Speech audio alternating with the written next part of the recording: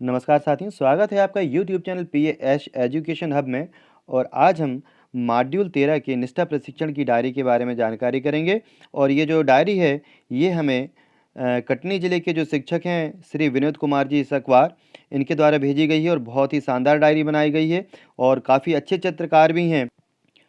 और इन्होंने ये जो कोविड काल का संक्रमण चला है, इसमें इतने अच्छे नवाचार किए हैं कि इनके नवाचार देखते ही बनते हैं। तो आज हम इनकी डायरी लेकर के आए हैं और साथ में इनके द्वारा जो नवाचार किए गए हैं शिक्षा के क्षेत्र में, उन नवाचारों के बारे में भी हम जानकारी करेंगे। तो आज हम देखते हैं इन्होंने जो ये डायरी बनाई है, काफ़ी सुंदर और बहुत अच्छे चित्रकार भी हैं साथ में। ये जो बच्चों के इन्होंने चित्र बनाए हैं, ये देख सकते हैं आप कि बहुत ही सुंदर हैं और बहुत शानदार हैं। काफ़ी अच्छे से, काफ़ी लगन के साथ बच्चों को पढ़ाते हैं। तो आज हम देखेंगे कि ये जो इन्होंने डायरी बनाई है, उस डायरी को हम किस प्रकार बना सकते हैं और एक प्रेरणा मिलती है हमें भी ऐसे शिक्षकों से कि जो इतना अच्छा कार्य यहाँ पर कर रहे हैं। तो सबसे पहले हम देखेंगे ये जो हमारा मॉड्यूल 13 है, इस मॉड्यूल 13 में जिसका शीर्षक है विद्यालय नेतृत्व, संकल्पना और अनुप्रयोग। इसके अंतर्गत जो उद्देश्य हैं, ये उद्देश्य क्या है कि अध्यापक एवं विद्यालय प्रमुख सक्षम होंगे।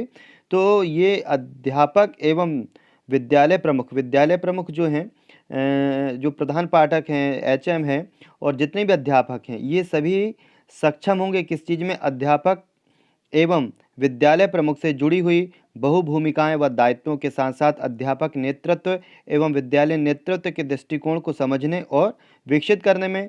दूसरा उद्देश्य है विद्यालयों में छात्र अधिगम और गुणवत्ता सुधार हेतु अकादमिक नेतृत्व विकसित करने में। तीसरा उद्देश्य है छात्र अधिगम के अनुकूल सहयोगात्मक अधिगम वातावरण के निर्माण के माध्यम से विद्यालय को आगे बढ़ाने के लिए ज्ञान, कौशल और दृष्टिकोण को प्राप्त करने में।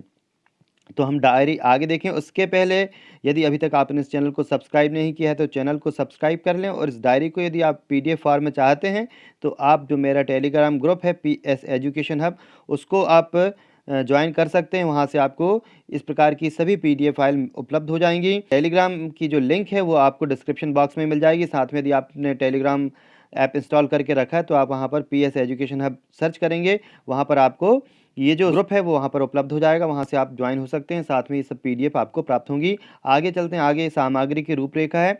विद्यालय नेतृत्व एक संकल्पना, छात्र अधिगम में विद्यालय नेतृत्व का महत्व, छात्र अधिगम में सुधार हेतु अकादमिक नेतृत्व, विद्यालय में अधिगम सांस्कृतिक का विकास और विद्यालय के विशेष संदर्भ में विद्यालय विकास योजना। इस प्रकार ये हमने देखे इसकी रूपरेखा है कि क्या क्या रूपरेखा इसकी है। और अब हम आगे चलेंगे और काफ़ी अच्छी चित्रकारी की है इन्होंने यहाँ पर। और इसके बाद हम देखते हैं विद्यालय नेतृत्व, संकल्पना और अनुप्रयोग। तो सबसे पहले हम विद्यालय नेतृत्व संकल्पना की बात करेंगे। संकल्पना का अर्थ होता है अवधारणा, कॉन्सेप्ट, यानी किसी चीज़ का जो कॉन्सेप्ट होता है, जो व्यक्ति मन में सोचता है, विचारता है, वो उसका होता है या उसको अवधारणा हम कह सकते हैं। और अनुप्रयोग, जो प्रयोग हम अपने जीवन में करते हैं। तो विद्यालय नेतृत्व में दो चीज़ों का होना बहुत ही आवश्यक है। एक तो शिक्षक के अंदर कॉन्सेप्ट होना चाहिए कि हमें क्या करना है, क्यों करना है, किस लिए करना है, और उनको अपने जीवन में उतारना, यानी उसको प्रैक्टिकली करना, अनुप्रयोग करना। तो ये चीज़ें यहाँ पर इस मॉड्यूल में हमको प्राप्त होंगी। तो विद्यालय को रूपांतरित करने में विद्यालय प्रमुखों की भूमिका महत्वपूर्ण है। तो विद्यालय नेतृत्व संकल्पना और अनुप्रयोग को राष्ट्रीय विद्यालय नेतृत्व केंद्र NCSL द्वारा विकसित किया गया है। इस विषय में यह बताया गया है कि कैसे अध्यापकों के बीच आपसी समझ को विकसित कर एक नेतृत्व विद्यालय के विशिष्ट संदर्भ में एक साझा दृष्टिकोण विकसित करता है। तो यहाँ महत्वपूर्ण यह है कि अध्यापकों के बीच आपसी समझ को विकसित कर।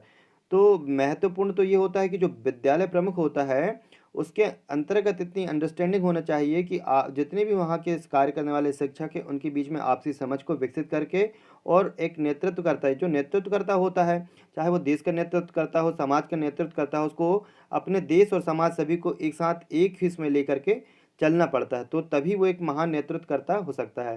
तो ऐसा ही यहाँ पर है कि अध्यापकों के बीच आपसी समझ को विकसित कर एक नेतृत्वकर्ता विद्यालय के विशिष्ट संदर्भ में एक साझा दृष्टिकोण विकसित करता है एवं अपनी पूरी टीम को आने वाली चुनौतियों का सामना कर उसके हल निकालने के लिए भी तैयार करता है। एक नेतृत्वकर्ता के रूप में आपको भी शिक्षकों के दल को विकसित कर दल का नेतृत्व करना होगा एवं शिक्षकों के व्यावसायिक विकास को प्रोत्साहित कर नए प्रयोगों की पहल करनी होगी। तभी हम नवाचार कर सकते हैं।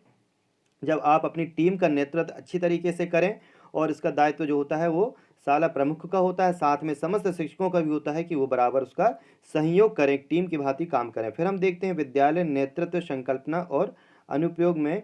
एक विद्यालय प्रमुख की अनेक भूमिकाओं में सबसे महत्वपूर्ण एक अकादमिक नेतृत्वकर्ता के रूप में शिक्षण अधिगम प्रक्रियाओं का नेतृत्व करना है।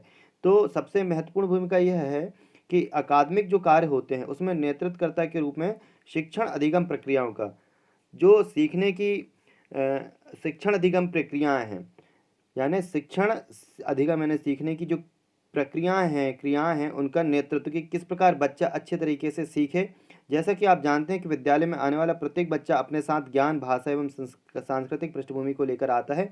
ऐसे में आपको विद्यालय में एक मित्रतापूर्ण वातावरण बना करके सकारात्मक अधिगम संस्कृति का विकास भी करना होगा, जिसमें निम्नलिखित मुद्दे बेहद महत्वपूर्ण होते हैं। एक क्या कि विद्यालय नेतृत्व की संकल्पना और उसकी समझ। आपदा की स्थिति में विद्यालय नेतृत्व, ये महत्वपूर्ण है यहाँ पर आपको कि विद्यालय नेतृत्व की संकल्पना और उसकी समझ। दूसरा ये है कि आपदा की स्थिति में विद्यालय नेतृत्व, तो आपदा की स्थिति जैसे कि हम वर्तमान में देख रहे हैं कि जो कोविड है, कोरोना है, और इस स्थिति में हम शालाएं नहीं खोल पा रहे हैं, बच्चों को नहीं पढ़ा पा रहे हैं। तो इस स्थिति में जो नेतृत्व की क्षमता है जिसके अंदर, वो बहुत अच्छे से कार्य कर रहे हैं। और किस प्रकार हम अपनी टीम के साथ बच्चों को अच्छे से अच्छा पढ़ा सकें, अच्छे से अच्छी शिक्षा दे सकें, तो यही हम कह सकते हैं कि आपदा की स्थिति में विद्यालय का नेतृत्व करना। फिर इसके बाद है तीसरा, छात्र अधिगम अभिवृद्धि में विद्यालय नेतृत्व का महत्व। छात्र अधिगम अभिवृद्धि, छात्र जो सीख रहा है, अधिगम जो उसका लर्निंग है, उसमें अभिवृद्धि यानी उसमें वृद्धि होती जाए, उसमें विद्यालय नेतृत्व का महत्व क्या है, कैसे हम बच्चे को बहुत अच्छे उसकी जो सीखने की जो गति है उसमें हम वृद्धि कर सकें। इसमें भी शाला प्रमुखों को अपनी संकल्पना यानी कि अपने कॉन्सेप्ट रखना चाहिए और अपनी टीम को लेकर के चलना चाहिए। फिर चौथा पॉइंट है विद्यालय में अधिगम संस्कृति का विकास। विद्यालय में जो है अधिगम यानी कि जो लर्निंग है, संस्कृति है, जो कि बच्चों के अंतर्गत जो अन्य चीज़ें हैं, जो हम कहते हैं शिक्षण के अलावा भी जितनी भी चीज़ें हैं कि हम जिस भूमि पर और जिस संस्कृति में रह रहे हैं, वो डेवलपमेंट भी बच्चे के अंदर होना चाहिए। फिर हम चलते हैं अगले पॉइंट में, संदर्भ आधारित विद्यालय विकास योजना। तो विद्यालय के भी विकास की योजना के लिए हमें कार्य करना पड़ता है एक शाला प्रमुख के नाते। फिर हम देखते हैं विद्यालय विकास के प्रमुख जो क्षेत्र हैं, मुख्य क्षेत्र हैं, उसके बारे में जानकारी करेंगे कि एक अध्यापक इन 7 मुख्य बिंदुओं पर कार्य कर सकता है जिसका सामना विद्यालय प्रमुखों को करना पड़ता है। कौन कौन सी 7 चीज़ें हैं जिसका सामना एक विद्यालय प्रमुख करना पड़ता है, ये विद्यालय प्रमुखों के लिए बहुत ही अच्छी जानकारी है कि एक अध्यापक भी इन 7 बिंदुओं पर कार्य कर सकता है। विद्यालय प्रमुख यदि इन 7 क्षेत्रों में काम करता है तब विद्यालय बहुत ही जल्द रूपांतरित होकर के सर्वोत्कृष्ट बनता है। ऐसे विद्यालय में हर बच्चे का सीखना सुनिश्चित है। जैसे कि किन चीज़ों को हम देख सकते हैं यहाँ पर कि विद्यालय नेतृत्व का दृष्टिकोण, इसके 7 पॉइंट जो हैं वो सबसे पहले हम स्टार्ट करें। साझेदारी का नेतृत्व यानी कि आपसी साझेदारी होना बहुत ज़रूरी है सभी शिक्षकों के बच्चों के बीच में। फिर विद्यालय प्रशासन का नेतृत्व, और विद्यालय जो है उसका जो शासन प्रशासन है वो ठीक ढंग से, सुचारू ढंग से चल सके, इसलिए प्रशासन का नेतृत्व भी उसके अंदर होना चाहिए। फिर स्वयं का विकास, और जितनी भी जानकारियां हैं, जितनी भी मेथड हैं और आसपास की जो भी नॉलेज है वो भी उसको उसके अंदर आना चाहिए जिससे वो स्वयं का विकास करे। फिर शिक्षण अधिगम प्रक्रिया में भी उसको निपुण होना चाहिए। दल का निर्माण करे एवं नेतृत्व करे, एक प्रकार से जैसे हम राजनीतिक दलों को देखते हैं कि कुछ राजनीतिक दल बहुत ऊंचे उठ रहे हैं क्योंकि उनके नेतृत्व क्षमता बहुत अच्छी है और जितनी भी टीम है बहुत सपोर्ट करती है, जिससे उन दलों का विकास होता है। फिर नवाचारों का नेतृत्व, जो भी नवाचार हैं और जो भी नवाचार उसको प्राप्त हो रहे हैं अपनी टीम के माध्यम से, उनको बहुत अच्छे से अप्लाई करे, तभी वो एक अच्छा नेतृत्व करता होता है। फिर साझेदारी का नेतृत्व फिर वहीं पर आ गया। तो इस प्रकार एक चक्र बनता है जिसमें हमने देखा कि 1 2 3 4 5 6 और ये 7वां पॉइंट, ऐसे 7 पॉइंट जो हैं ये प्रमुख हैं। तो इसके बाद हम चलते हैं आपदा की स्थिति में विद्यालय नेतृत्व। जैसे कि हमने अभी एक शॉर्ट में देखा था कि आपदा की स्थिति में विद्यालय का नेतृत्व किस प्रकार किया जा सकता है, कि आपदा की स्थिति में विद्यालय नेतृत्व का कार्य अधिक नवाचार और जिम्मेदारी की मांग करता है। कोविड-19 की मुश्किल दिनों में पठन पाठन की प्रक्रिया एक झटके से बदल गई है। आमने सामने बैठकर पढ़ने पढ़ाने की प्रक्रिया ऑनलाइन अधिगम के द्वारा प्रतिस्थापित हो गई है। एक तरफ बच्चे विद्यालय नहीं आ रहे हैं तो दूसरी तरफ विद्यालय प्रमुख से लेकर अध्यापकों के सामने प्रशासनिक कार्यों से लेकर के बच्चों को सीखने सिखाने की प्रक्रिया से जोड़े रखने की अप्रत्याशित चुनौती आ गई है। यहाँ पर तो हमने यहाँ पर देखा कि कोविड एक महामारी के रूप में जो है वो समस्या पैदा कर रहा है।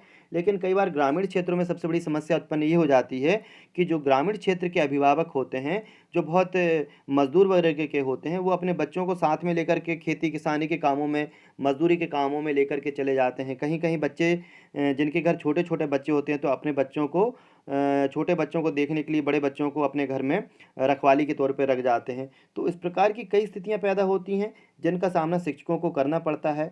और ये जो सामना है जब शिक्षक स्वयं करता है और इसके लिए कहीं कोई बाहर से उसको हेल्प नहीं मिलती, तो यहाँ पर उस शिक्षक को स्वयं अपना एक नवाचार स्थापित करना पड़ता है कि किस प्रकार ऐसी समस्याओं से वो सुलझ सके और क्या उनके सॉल्यूशन है वो ढूंढ सके।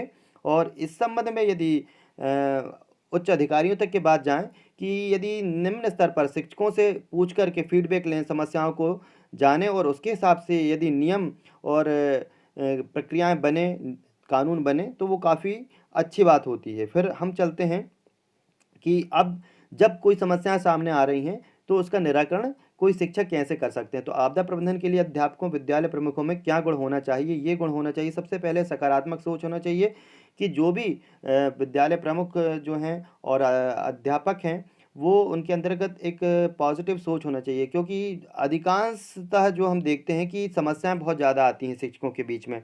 पढ़ाई से संबंधित आपस में शिक्षकों के व्यवहार से संबंधित, फिर बच्चों से संबंधित। और जहाँ पर यदि सकारात्मक सोच होती है तो सारी समस्याओं का हल हो जाता है, और मान लो यदि सकारात्मक सोच ना हो तो हर एक छोटी-सी समस्या भी बहुत बड़ी समस्या लगने लगती है। तो यहाँ सकारात्मक सोच के साथ में जो है नवाचारी सोच भी होना चाहिए, कुछ नए करने का एक तरीका सोचना चाहिए, रचनात्मक विचारों को मूर्त रूप देना, जो क्रिएटिव थॉट्स हैं और उनको केवल अपने माइंड में नहीं रखना, उनको मूर्त रूप देना है कि हम इसको कैसे डेवलप करेंगे। फिर अभिभावक और समुदाय से समुचित सहयोग लेना, फिर प्रतिरोध क्षमता, रेजिलियंस एवं लचीलापन भी होना चाहिए, फिर संचार माध्यमों को कौशल प्राप्त करने का प्रयास, Google Meet, Zoom, Microsoft team और ऐप्स का प्रयोग सीखना। साथ में अब ऐसा समय आ गया है कि शिक्षकों को थोड़ा-सा टेक्निकल भी होना पड़ेगा, उनको तकनीकी का ज्ञान भी होना पड़ेगा और इन तकनीकी के माध्यम से वो अपने बच्चों को काफ़ी अच्छे से शिक्षित कर सकते हैं, शिक्षा दे सकते हैं अपने छात्रों को। साथ में स्वयं भी जो हैं वो इन नवाचारों से और तकनीकियों से जुड़ सकते हैं। इसके बाद हम देखेंगे विद्यालय प्रमुख द्वारा उठाए जाने वाले कदमों के लिए महत्वपूर्ण बिंदु।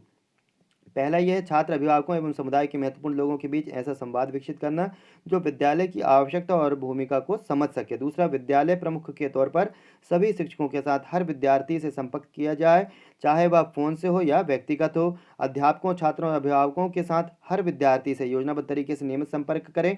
छात्रों और अभिभावकों के स्वास्थ्य संबंधी दिशा निर्देश जारी करें और उन्हें अवसर प्रदान करें। छात्रों और अभिभावकों को निरंतर सामाजिक मनोवैज्ञानिक तरीके से आश्वस्त करते रहना कि इस मुश्किल समय में भी पठन पाठन में निरंतरता बनी रहेगी। हर कक्षा और हर विषय के अधिगम लक्ष्यों को पहचान कर ऑनलाइन कक्षाओं का नियोजन करना। फिर हम देखते हैं विद्यालय नेतृत्व संकल्पना। यदि पद द्वारा विद्यालय नेतृत्व करता होने के साथ साथ आप अपने कार्य व्यवहार से भी नेतृत्व करता है, जिसमें जैसे कि हम लीडर बाय एक्शन कह सकते हैं कि लीडर बाय एक्शन, यानी आप कार्य करने में भी आप आगे हैं, तब आप निर्धारित रूप से प्रशासनिक एवं प्रबंधन की आवश्यकताओं के बाहर जाकर भी आत्मविश्वास पूर्वक पहल कर पाएंगे। मेन चीज़ यही है कि लीडर बाय एक्शन होना चाहिए। ऐसा नहीं कि लीडर बन गया लेकिन कोई एक्शन नहीं है। यदि आप लीडर हैं तो आपके अंदर कुछ एक्शन करने के भी जो है वो नेतृत्व होना चाहिए। अपने विद्यालय की वर्तमान परिस्थितियों का कुशलतापूर्वक आकलन करने हेतु एक लीडर बाय एक्शन के रूप में आपके पास अपेक्षित ज्ञान, कौशल एवं अभिवृत्ति होनी चाहिए। आप वर्तमान परिस्थितियों का निम्न मापदंडों के आधार पर विश्लेषण कर सकते हैं। भौतिक संसाधन, शिक्षकों की प्रभावोत्पादकता, छात्रों का अधिगम स्तर, छात्रों की अधिगम आवश्यकताओं, उनकी पृष्ठभूमि एवं उनकी क्षमताओं को समझना, विद्यालय के समुदाय की विशेषताएं एवं अभिभावकों की समझ। फिर आपके विद्यालय की वर्तमान परिस्थिति क्या है एवं विद्यालय के प्रत्येक छात्र के लिए न्यायसंगत एवं गुणवत्ता युक्त जो शिक्षा है वो कैसे प्रदान करेंगे। इस हेतु आप अपने विद्यालय को कहाँ लेकर जाना है। इस तरह से आप साझा विजन विकसित कर विद्यालय को दिशा प्रदान कर सकते हैं। आइए अब हम एक बार फिर से लीडर बाय एक्शन के गुणों को पुनः सिंहावलोकन करते हैं कि क्या क्या एक अच्छे लीडर में गुण लक्षण है वो होना चाहिए। कि सबसे पहले तो उसको पहल करता होना चाहिए, यानी जो भी वो सोच रहा है, जो उसके थॉट में है, उसको वो करने की कोशिश हो कि वो अपना कदम पहले बढ़ाए। ऐसा पहल करता होना चाहिए, स्वप्रेरित होना चाहिए और मोटिवेटेड होना चाहिए। स्वयं से अपने आप से उसको स्वप्रेरित होना चाहिए, अभिप्रेरित करता होना चाहिए। जब सेल्फ मोटिवेटेड होगा, दूसरा बात उसको इंस्पिरेशन भी देना चाहिए, दूसरों को इंस्पिरेशन दे, वो प्रेरित करे, अभिप्रेरित करने वाला होना चाहिए। अपने साथी शिक्षकों को, अपने जो भी ग्रामवासी हैं, मोहल्लावासी हैं, बच्चों के अभिभावक हैं, सभी को अभिप्रेरित करने वाला होना चाहिए, आत्मविश्वासी। कई बार ऐसी चीज़ों का सामना करना पड़ता है कि कई प्रकार की दिक्कतें आती हैं और वहाँ हम निराशा में चले जाते हैं, निराशा हाथ लगती है। तो उस समय आदमी का कॉन्फिडेंस होना चाहिए, जो नेतृत्व करता है उसके अंतर्गत सेल्फ कॉन्फिडेंस होना चाहिए कि उसको ऐसा लगना चाहिए कि नहीं, इन समस्याओं से मैं ज़रूर मुक्त होऊंगा और सभी लोगों को समस्याओं से मुक्त करूंगा। तो इस प्रकार का उसके अंदर कॉन्फिडेंस होना चाहिए। फिर साथ ही अध्यापकों और विद्यालयों के अन्य भागीदारियों के साथ सहानुभूतिपूर्ण व्यवहार, मेन चीज़ यही है। और ये चीज़ केवल अध्यापकों या साथियों के मध्य नहीं, ये जो है अधिकारियों से लेकर के अपने विभाग और सभी शिक्षकों के मध्य में भय का वातावरण न निर्मित करते हुए एक सहानुभूतिपूर्ण व्यवहार होना चाहिए। क्योंकि जब हम किसी बच्चे से या अपने आपका सहसाथी है, उनके बीच में यदि आपका व्यवहार बहुत अच्छा है, सहानुभूतिपूर्ण है, तो निश्चित रूप से एक दूसरे का कहना मानते हैं, चाहे वो सहसाथी हों, अधिकारी हों, कर्मचारी हों। और उनका कहना मान करके जो कार्य करने में मज़ा आता है वो अलग ही बात होती है। और ये जो है सहानुभूतिपूर्ण व्यवहार सभी के साथ रहना चाहिए। इसके 3 घटक, ज्ञान, कौशल और अभिवृत्ति जो है वो मेन चीज़ होती है कि ज्ञान से कौशल की प्राप्त होती है। यदि आपके अंदर ज्ञान है तो उसको कौशल में आप डेवलप करो, और जब कौशल की आपको प्राप्ति हो जाएगी तो वो अभिवृत्ति है, जो आपका एटीट्यूड है, वो परिलक्षित होगा। और मेन चीज़ यही है कि आपका ज्ञान केवल आपके पास ज्ञान नहीं रहे, वो कौशल में बदले और वो जीवन की अभिवृत्ति बने। यदि वीडियो अच्छा लगा हो तो लाइक शेयर ज़रूर करें, और इस प्रकार के वीडियो लेकर के हम फिर आएंगे। और ये जो शिक्षक हैं विनोद कुमार जी, काफ़ी अच्छी इन्होंने ये संरचना की है, बहुत क्रिएटिव हैं। आगामी समय में भी हम इनके बहुत सारे जो कार्य हैं उनको लेकर के आपके सामने आएंगे। चैनल को सब्सक्राइब नहीं किया है तो चैनल को सब्सक्राइब करें, वीडियो को लाइक शेयर ज़रूर करें, जिससे इनकी ये जो रचना है अन्य शिक्षक साथियों तक पहुँचे, साथ ही प्रदेश में भी पहुँचे, और मध्य प्रदेश के अलावा अन्य प्रदेशों में भी ये जानकारी पहुँचे कि मध्य प्रदेश के शिक्षक हैं जो शिक्षा के क्षेत्र में कितने नवाचार कर रहे हैं। तो वीडियो अच्छा लगा हो तो लाइक शेयर जरूर करें, चैनल को सब्सक्राइब करें। धन्यवाद।